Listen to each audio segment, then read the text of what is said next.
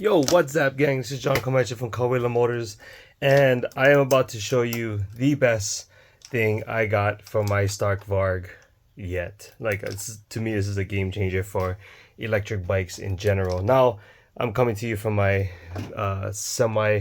renovated motor van that's still in progress. But anyways, as you've seen in the picture, check this out, guys. This is so awesome. What it is this is an actual Yamaha part. Now it's called a, what is it called officially? It's called a cheater tool clutch lever. Now apparently this is for a quad setup, and I've seen so much of my friends have this on their clutches for their dirt bikes, and they use it for, you know, when they're in races, they're pulling checks where normally your clutch lever would be, you would pull it in, drop this down, and your bike can stay in gear, whatever gear you're in, it would just stay in. You can go, you can grab your check or whatever, and then pull your clutch in and just keep on going, right? But for e-bikes, especially the Stark Varg, being the weight that it is and whatnot, you got your front brake over here. I do not have the foot brake on mine. And I feel like for enduro riding, you really need the handbrake.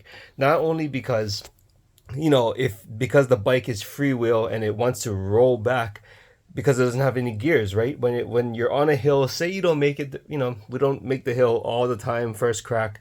So say you're on a hill and you're trying to turn it around. If you didn't have this front brake and you're trying to stop the bike from rolling backwards when you're trying to pivot it and get it to, you know, go back down the hill, and, you know, you're off the side, you're off camber, you just can't get your foot on that foot brake. So having this this left hand rear brake is kind of key for enduro riding or trail riding.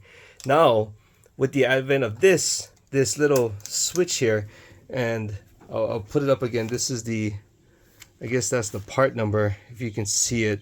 I'll put a link, or I'll put a picture of this in better detail up so that you can screenshot or whatever. But all you gotta do is, it comes with a little tab here, and I did have to notch the metal of this lever just a little bit, so I put it on where I wanted it, and I just took a burr grinder and I grinded it off so it wouldn't have to dig into this master cylinder, of course.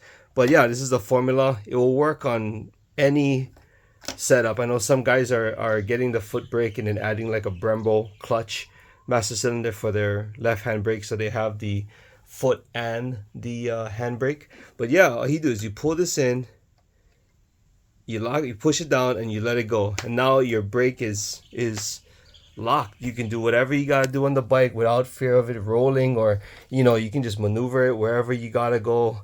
And when you're ready to go, you're ready to release it, all you gotta do is just pull it, and ta-da, and it's completely out of your way. Doesn't mess you up anything. Just when you need it, you can do it. Especially for you guys who always, electric bike guys, always having to put the bike on the ground or whatever, because even when it's on the stand, if you're on a slight incline, the bike wants to roll back. Now all you gotta do is just pull this in, push it down, and you're good to go. Easy. Check it out, guys. Check out the link in the description below for the part.